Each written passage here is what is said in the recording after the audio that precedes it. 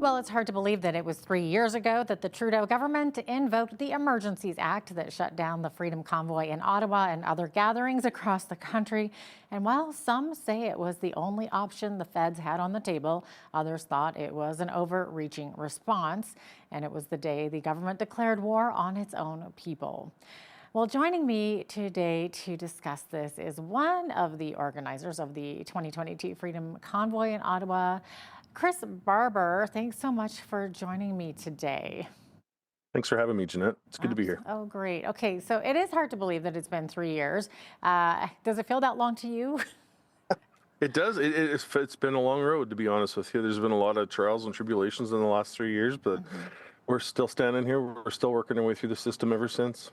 Yeah, okay. And then, 3 years since this Emergencies Act was invoked, and all the streets around Parliament in Ottawa were filled with law enforcement. I'm sure that's a memory you can't ever forget. And then, Well, then all of a sudden, the whole world is watching, and it was so cold. And now the Emergencies Act, it was invoked on February 14th, I believe, which, I mean, we're almost right there.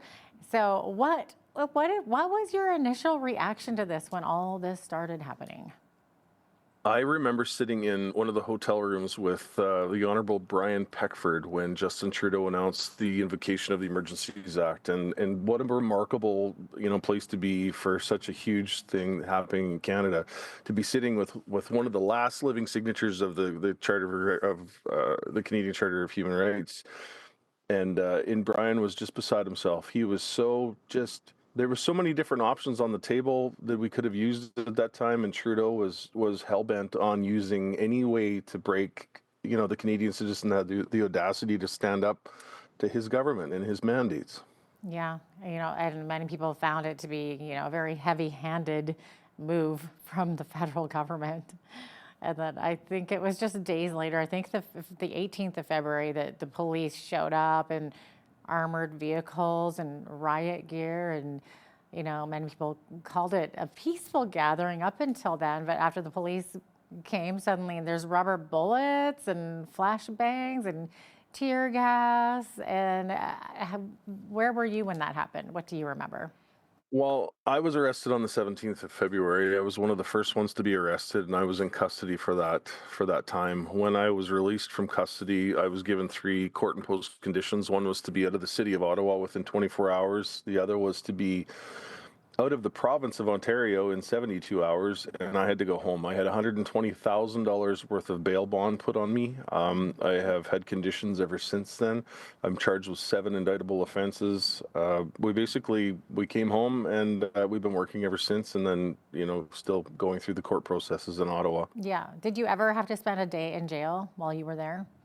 I did, yeah. I was spent about 26 hours in there, which was a small comparison to Tamara Leach spending, 49 days locked up in a remand center, basically just to punish her that way, knowing that that was the only way they could punish her. Yeah, yeah. I mean, it was a crazy time. We even saw footage circulating with a woman who got knocked down or trampled by a horse or something. I think it was an RCMP officer that was on the horse. Toronto City Police had their horse brigade there, and the young lady's name is Candace Shiro. She's a Mohawk lady from Ontario who was trampled by one of the police horses. Mm, wow. And I believe it was your fellow organizer, Tom Marazzo, that said at a press conference that they brought the violence. So how accurate is that statement? Well, the protest in Ottawa was one of the most peaceful protests in Canadian history. There was no violence. There was no level of violence. The only violence we've seen was from law enforcement acting under Justin Trudeau's, orders to break up the protest and not listen to Canadians who were trying to voice an opinion against the overreach that was happening throughout COVID. Yeah. What's your opinion about how the government used the emergency powers in this way? All we ever wanted was a conversation. We had enough people there that showed up on Parliament Hill, and there were so many better ways to do that. You watched Justin Trudeau, basically run as soon as the trucks rolled into Ottawa, as soon as the protesters started questioning him. And he stayed hidden throughout that whole time, and he didn't want to meet with us. And he stated that at the POEC held in November of 2023, or 2022, sorry. that he wasn't willing to discuss anything with us because he didn't think that we were legitimate, or our concerns didn't need to be addressed by him and or his government. So there was always a better way than invoking the Emergencies Act. He could have dealt with it a lot more civilly and peacefully. Yeah. Now, during that duration there in Ottawa, there was police presence throughout the whole demonstration area, and a lot of attendees were claiming that they had great rapport with police during that time. But of course, all of that changed after the police operation, dispersed, they into the crowd. They got the crowd underway. So, what did you see during that time when you were there, boots on ground? Well, one of my main jobs as an organizer with Convoy was to be a police liaison. I worked with law enforcement every single day, making sure emergency lanes were open throughout the city streets in Ottawa. We had, in case an ambulance needed to get through the city or if a police officer needed to do anything emergency. And so I worked diligently with law enforcement day after day to try and make those lanes were open. We were safe. We were compliant. We've seen a lot of good law enforcement officers. They worked with us. It was a good working relationship, and we had a good rapport with 90% of them. But as the protest matured, you then seen how Trudeau headhunted different law enforcement officers from across the country to then come in and take the place of those law enforcement officers that were working with us, and we definitely seen a change in the atmosphere when that started to happen. Yeah, I bet you did. And like you said before, all you wanted was a conversation. And I understand the initial spark that fueled the whole Freedom Convoy movement was to persuade politicians to stop the vaccine mandates, or at least have a conversation about it, right? So did any politician at any level ever offer to meet with you or any other organizers at any time? No, we've seen a complete failure from our federal government. Just the provincial mandates started falling right away as soon as the trucks reached Ottawa. So that was a good indication that politicians were actually listening. But as far as our federal government, the Liberal government, the cabinet at that time, they wanted nothing to do with us. They didn't want to hear the concerns of Canadians. They wanted to keep pushing those mandates and that overreach as far as they could take it. Yeah. Now, we all know that the convoy was met with both support and opposition. So, how do you respond to criticism over how the truckers and a huge influx of people in the area were handled? Well, I definitely didn't agree with the way it was all settled in the long run, but I think the one thing that we heard from the Canadian people as we crossed the 3,000-kilometer stretch to Ottawa was that they didn't want us to leave until we had some sort of answers, until the government listened, until these mandates and restrictions were lifted and completely gone. And so that was our mandate, was to the Canadian people that we heard from all across the country, was that we were going to stay there until the government listened. And there was a lot of people in Ottawa.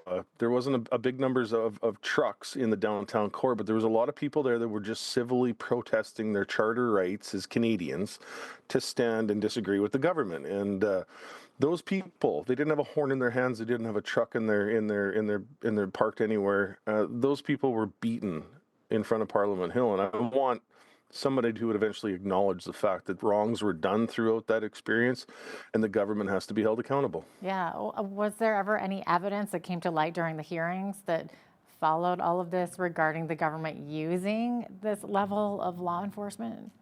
Not necessarily. Under cross-examination from the Public Emergency Order Commission, lawyer Brendan Miller with the Justice Centre for Constitutional Freedoms had every member of Parliament, every level of government admit that the thresholds were not met to invoke the Emergencies Act, and we have that hands down proof. And Justice Rouleau obviously ruled the other way under political pressure, let's say. And then, of course, time went on, and after the trucks were cleared in Ottawa, we did start to see some vaccine mandates begin to lift in various provinces. It took some time, but it happened in some places. So in hindsight, do you think the protest achieved its intended goal? I honestly think it did. I think a lot of people, anyone who attended the protests in Ottawa, would have said it was the greatest time in Canadian history. It was such a peaceful and loving experience. If you were on the ground there, you've seen exactly what it was. We'll never be able to repeat it, and I don't think it can ever be redone. But it changed a lot of people's lives, and it woke a lot of people up. we have saved a lot of people from a really dark place in this country by just taking a stance, and you can see that's evident all over the world when I speak to people. Yeah, we've have since then seen smaller groups here and there try to start different convoys to Ottawa. Are you in favor of that? Are you basically one of those telling them to stay far away from that? Because look at what happened to you. What's your opinion on that?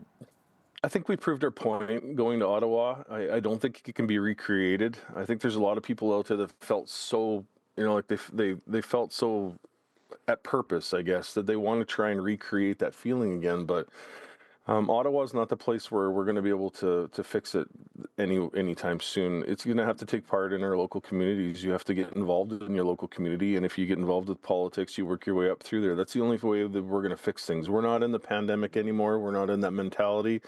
So yeah, I don't encourage going back to Ottawa every 2 months as a convoy idea like some people like to do.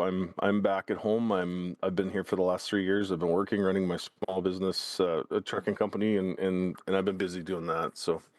Well, like you said, you were arrested and then released in Ottawa. What's the latest now in your litigation process?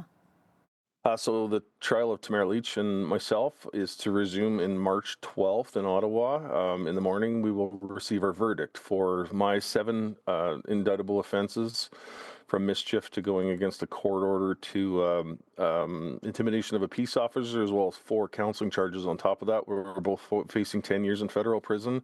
Tamara has 6 indictable offenses. We'll receive the verdict on March 12th, and then an acquittal would be really nice to see, but when you go up against the government, it's really hard to walk away with that one. So Oh, gosh. we will take it. The Crown in Ontario has been appealing any innocent or any acquittals on any charges throughout Convoy, and they've been releasing drug dealers and drug trafficking and all that. So you can tell exactly where the priorities right now are for Ontario Crown prosecutors. How does it make you feel knowing that you're facing 10 years in prison? Well, I've spent the last 3 years of my life building my business and raising my son to take over the reins in the business. Obviously, I'm on a family farm. My parents are in their 70s now, so it puts a lot of extra pressure on my family here. We've got animals in the backyard, horses and dogs and cats. So at first, when we first went out for trial, I made sure I had a couple of years worth of hay stockpiled in the barn, ready to go, and it. You know what? We'll get through it. I've got a lot of family. We've got a lot of people supporting us along the way here. So whatever happens, happens. There's always appeals on both sides, of course, and we'll just keep standing. That's all we can do. Yeah. How's your family handling it? Very well.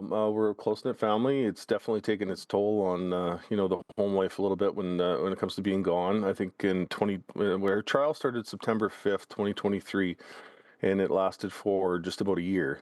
And out of that year, I spent 105 days away from home, traveling, sitting in Ottawa, waiting for other days, as well as the extra cost in just the travel expenses and the legal cost. It's been astronomical. So. But we've got a lot of good people standing behind us. The community rallies again with us all the time here. We definitely have a lot of support, and I'm very appreciative for that. Okay. No, wow. Well, they say that history has a way of repeating itself, but what message would you have for Canadians who want to stand up for justice and use their democratic rights to influence change, but maybe don't know how to get started? Well, there's a lot of groups all around the countryside. Social media is a good place to go for finding those network of peoples in those different communities and where you live, and that's basically what it's all happened in the last number of years. We've created networks across the country of people that like-minded people that are getting involved politically, affecting change in your local policies, in your town councils, your school divisions. That sort of thing is where it needs to start. It's just as simple as starting small and then working your way up. I know some people that are running for federal politics right now in the next election. That's basically where it stands right now. So community is everything. Ottawa hasn't really been there to help things for the last number of years. So we're just it starts locally. So. All right. Anything else you want to add here today, Chris? No, just appreciate all the support out there and the love over the last number of years. It's been a very humbling experience to be surrounded by so many amazing people across this country. I'm thankful. All right. Freedom Convoy organizer Chris Barber, thanks so much for joining me today and for your time. Thank you.